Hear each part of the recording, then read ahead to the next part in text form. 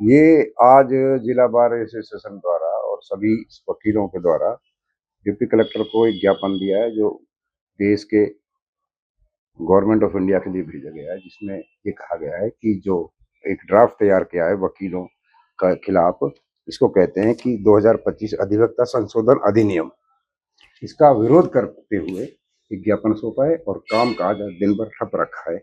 और आज इस बारे में डीसी से मुलाकात हुई और उनको ज्ञापन दे दिया है। इस संशोधन के मुख्य जो बातें हैं वो मैं बता देता हूँ क्या है। संशोधन से क्या आप लोगों को नुकसान है? हाँ, इस अधिवक्ताओं के जो वकीलों की आवाज को दबाने का प्रयास धारा 35A के तहत की जाएगी। और इसमें ये अधिनियम कहता है कि 35A के तहत अधिवक्ताओं को हड़ताल करने का बहिष्कार करने के प्रतिबंध कर दिया गया है।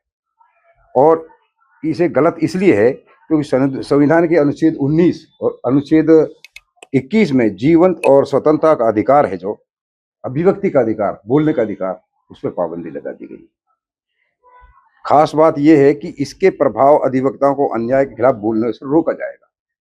दूसरी बात यह है कि न्यायिक व्यवस्था में भ्रष्टाचार और पक्षपात जो बढ़ रहा है, भ्रष्टाचार न्याय व्यवस्था में बढ़ रहा है, उस पर आवाज उठाने के लिए अधिवक्ताओं को रोका गया है।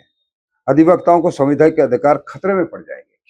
तो ये मुख्य बातों के अलावा एक बड़ी इंपॉर्टेंट बात मैं आपको बता दूं, इस अनुच्छेद अनुचित और कठोर दंड है जो 35 में, वो ये कहता है कि धारा 35 के तहत अधिवक्ताओं पर 3 लाख तक का जुर्माना किया जाएगा यदि वो आवाज उठाते हैं, हड़ताल करते हैं और अन्याय के खिलाफ बोलते हैं और इकट्ठे होते हैं।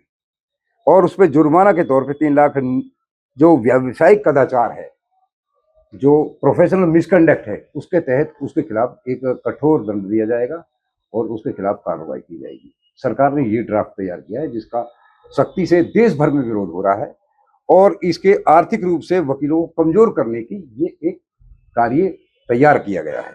इसमें झूठे आरोपों पर कोई सुरक्षा नहीं मिलेगी, जिसमें प्रभावशाली लोगों के खिलाफ केस देने से हिचकिचाएंगे।